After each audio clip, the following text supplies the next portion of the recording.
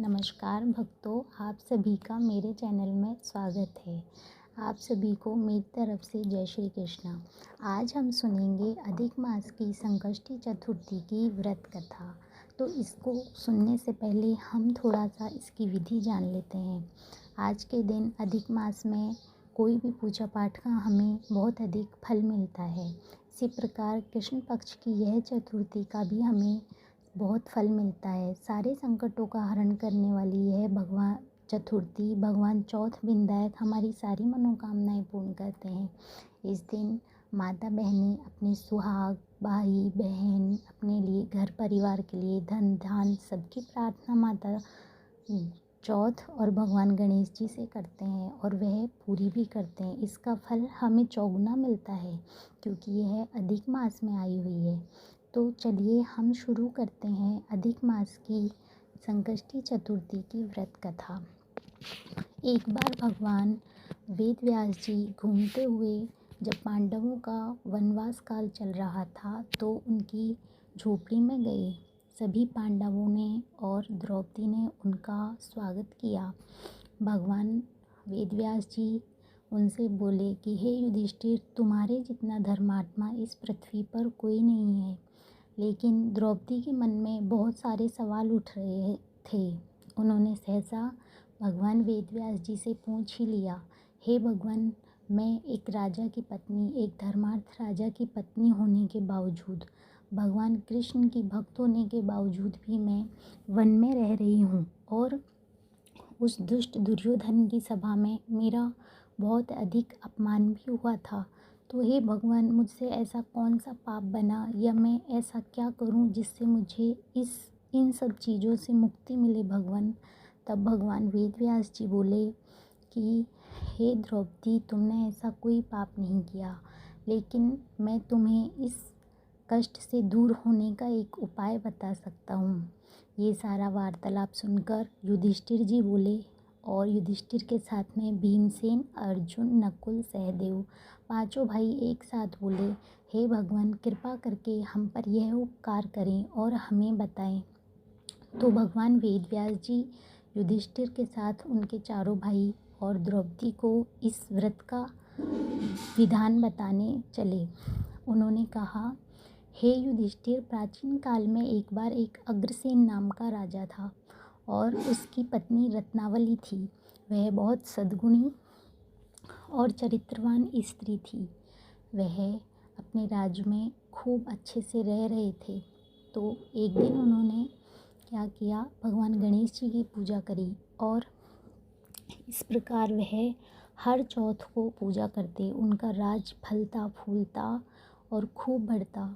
अग्रसेन की पूरे आसपास में खूब प्रशंसा होती। पूरी प्रजा अग्रसेन से संतुष्ट थी और सब राजा से खूब प्रसन्न भी थे। एक दिन राजा शिकार करते हुए जंगल में गए और वहां जाकर देखा कि कुछ नाग कन्याएं भगवान गणेश जी की पूजा कर रही हैं और विधिवत लाल कपड़े पहनकर, लाल पुष्प अर्पित कर कर, चावल, जल, पंचामृत से भगवान गणेश जी को स्नान कराकर पूजा कर रही हैं। तो राजा अग्रसेन ने जाकर उन नाग कन्याओं से पूछा कि हे देवी, तुम यह क्या कर रही हो एवं किसका पूजन कर रही हो और किस लिए कर रहे हो? कृपया करके मुझे इसका विधान बताएं। तो नाग कन्याओं ने राजा को बताया कि हे राजन, ये हम आज अधिक मास, पुरुषोत्तम मास, या इसे हम मल मास भी बोलते हैं, इसमें कृष्ण पक्ष की चतुर्थी पर संकष्टी गणेश चतुर्थी का व्रत कर रहे हैं।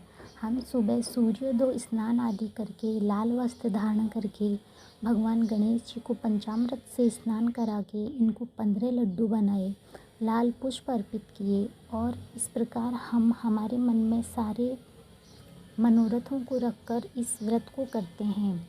और माँ पार्वती का भी इस दिन हम पूजन करते हैं तो हमारी सारी मनोकामनाएं पूर्ण होती हैं। हमारी खोई हुई चीज़ें हमें प्राप्त होती हैं। जिनके संतान नहीं है उनको संतान मिलती है। कुंवारी कन्याओं को सुयोग वर मिलते हैं। राजा को खोया हुआ राज मिलता है। निर्धन को धन मिलता है। पापी को धर्म मिलता है। जैसा मनोरथ रखते हैं, हमारा सारा मनोरथ इस दिन की हुई पूजा से भगवान गणेश जी और माँ पार्वती पूर्ण करती हैं। राजा ने वहीं उनके सामने निश्चय किया कि अब हर वर्ष मैं भी इस व्रत को यूं ही करूँगा। ऐसे करते राजा ने आकर अपनी सारी यह नाग कन्याओं से हुई वार्तालाप और विधि रानी रत्नावली को बताई। रानी रत्नावली और राजा इसी प्रकार पूजा करने लगे। एक बार राजा का राज्य खूब बढ़ने लगा और राजा बहुत प्रसिद्ध हुआ। राजा अपने धन, राज्य और प्रसिद्धता को लेकर अहम में आ गया और भगवान गणेश जी के इस व्रत को करना भूल गया। इस प्रकार राजा के ऊपर किन्हीं शत्रुओं ने आक्रमण कर राजा से उसका राज्य छीन लिया। सगे संबंधी सब राजा से दूर हो गए। केवल राजा और रानी रत्नावली ही बचे। उनसे सब छिन जाने पर वह वन में रहने लगे। एक दिन वन में भ्रमण करते हुए रानी रत्नावली को एक कांटा चुभ गया तो राजा को बहुत दुख हुआ और वह मन ही मन चिंतन करने लगा कि हे भगवान, मुझसे ऐसा क्या पाप हुआ जो मुझे इतने घोर संकट भोगने पड़ रहे हैं। राजा को वन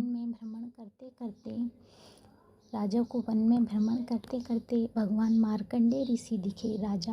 धीरे धीरे राजा और रानी उनके पास चलकर गए और उनको प्रणाम किया।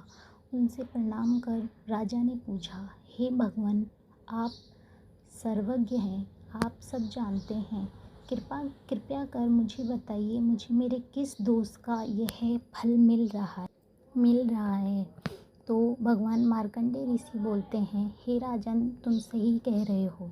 तुमने ऐसा कोई पाप नहीं किया, ना ही तुमने कोई ऐसा अधर्म किया, लेकिन तुम एक बहुत बड़ी बात भूल गए हो जो तुम्हें अब तक इतने घोर संकट भोगने पर भी नहीं याद आ रही है।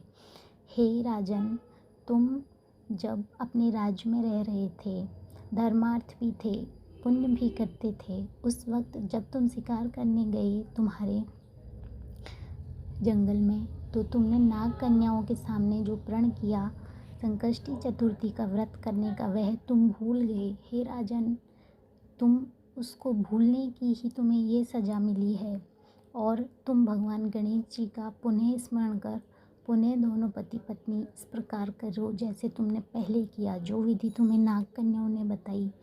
राजा ने भगवान मार्कंडेय ऋषि के सामने नतमस्तक होकर कहा, हे भगवान, आपका कोटि कोटि धन्यवाद। मैं लोभ और मद में आकर सब कुछ भूल गया था।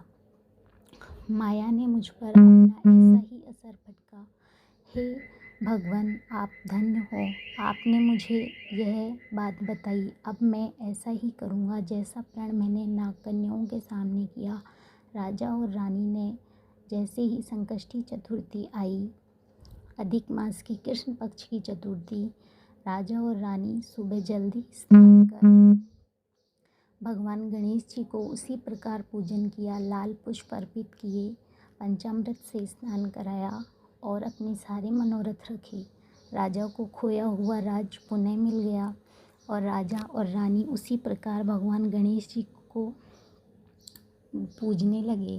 राजा और रानी ने भगवान गणेश जी की समक्ष अपनी संतान होने की इच्छा रखी, जिससे उन्हें 100 पुत्रों की प्राप्ति हुई।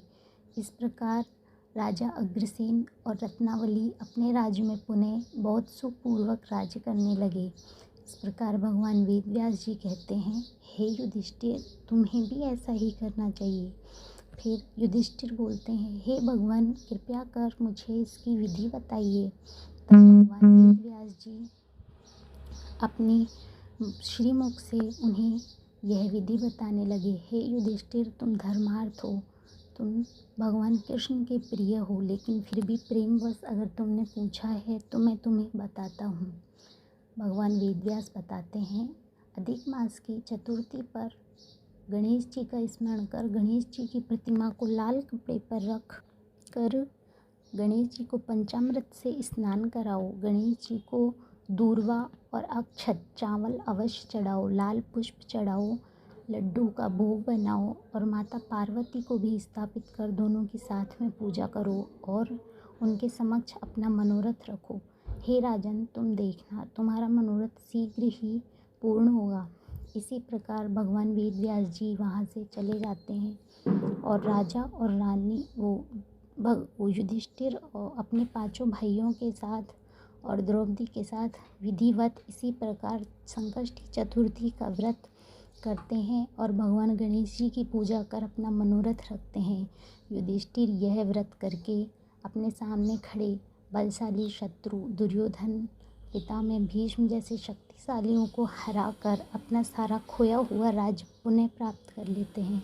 भगवान गणेश जी और माता पार्वती इस दिन किए हुए व्रत का हमें बहुत बड़ा फल देते हैं। तो इस व्रत को जिनके संतान नहीं है वो माता बहनें कर सकती हैं, कुंवारी कन्याएं करती हैं, सुयोग वर मिलता है, धन धान ऐश्वर्य मिलता है, भक्ति मिलती है और इससे हमारे पुण्यों में बहुत अधिक वृद्धि होती है। आप सभी भक्तों को अब अपने हाथ जोड़कर माता पार्वती और भगवान गणेश जी के श्री चरणों में प्रणाम कर उन्हें धन्यवाद करिए और अपना मनोरथ रखिए। वह आपका मनोरथ शीघ्र ही पूर्ण करेंगे।